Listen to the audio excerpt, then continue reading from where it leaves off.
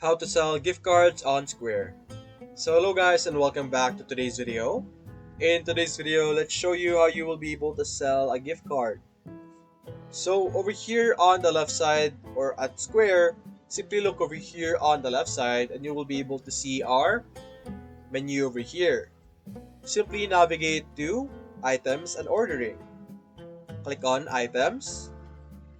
And in this page, this is where you will be able to add any type of items that you could have.